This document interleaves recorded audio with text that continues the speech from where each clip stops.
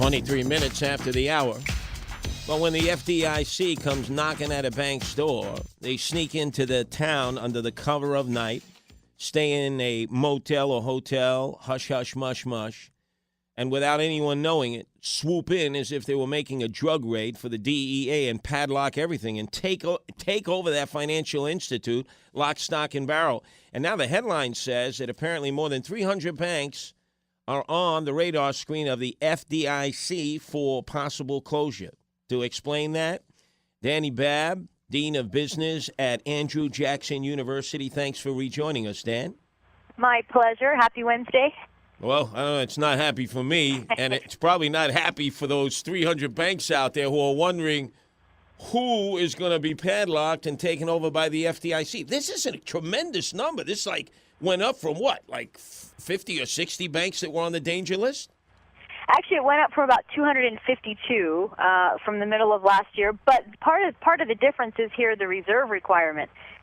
So it's the numbers don't tell the entire story, but it is absolutely frightening. There's also a lot of belief out there, although it's not being mentioned, that potentially there are actually quite a few additional banks that are on the list that the government doesn't want to talk about because it makes the number look a little bit bigger.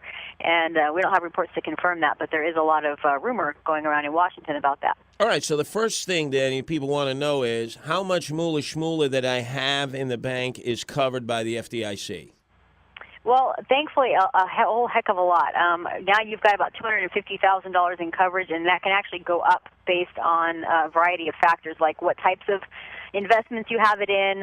If you've got it diversified between different funds, even within the same bank, then most large institutions are covered. There's about $220 billion out there right now that the government has guaranteed, up from $159 billion just not that long ago, maybe 4 months ago. So people are protected. There shouldn't, we should not have a situation where there's a run on banks like we did, a couple of decades ago. People are protected and calm down, and everybody needs to not worry too much, particularly about the large institutions. But even the small ones, if they're FDIC insured, they are covered. All right, but we're seeing a headline today that we're considering another super agency, maybe a czar in charge of all the banking industry from the federal government.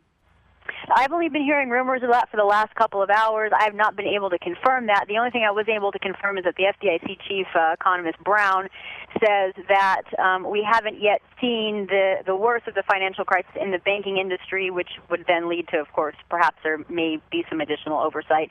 But he's citing the commercial real estate portion of the problem. I think the problem is actually much worse than that, and it's going to include the jumbo markets next year. We're going to see a much bigger bank failure rate or potential failure rate in the larger institutions that we have not yet seen, because those are not going to hit the market until 2010, 2011 in terms of having any negative impact. All right. So I think we're going to be in for it. It's going to be an interesting time. All right. Well, Danielle, a lot of economists have said, forget the stock market. If it's doing well, that's okay. We're not going to be able to get over this form of economic pneumonia until the housing starts and the housing industry improves. Where are we in that matter? Well, first of all, I think those economists have their heads up their proverbial you-know-whats. Part of the problem here is that the housing starts, we have too much freaking inventory out there, and the more housing starts we have, everybody gets all excited yesterday when the Case-Shiller numbers come out and the housing start numbers come out, and they get excited that there are additional housing starts. That is a bad thing. We do not want additional supply out there. As far as I'm concerned, the old companies I used to work for, like Center Pacific, just need to stop building.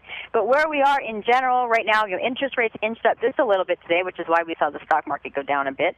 We've got about a 10.2-month supply of inventory. That's down from about an 11-month supply this time last year. So the market is starting to sweep up some of that underlying brush, where the areas that are doing better than others are the lower-priced homes.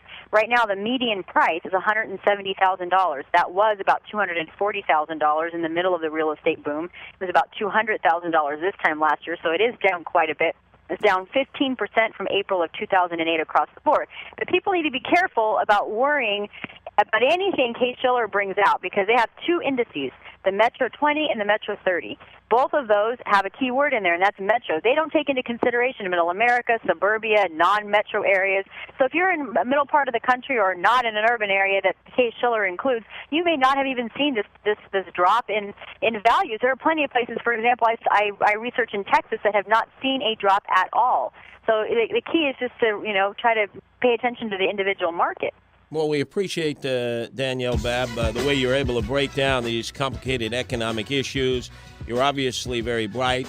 But if anyone out there wants to see Danielle Babb, they just go online to curtislewa.com, see our video stream. You hit media, video stream, the live stream, and you can see she's not only bright, intelligent, but quite the honey, too, I might add. Up next, he's no honey, John Batchelor, to tell us about the Kukulamunga with all the furniture upstairs and rearranged in the wrong rooms. Kim Jong mentally ill behind the rice cake curtain of North Korea.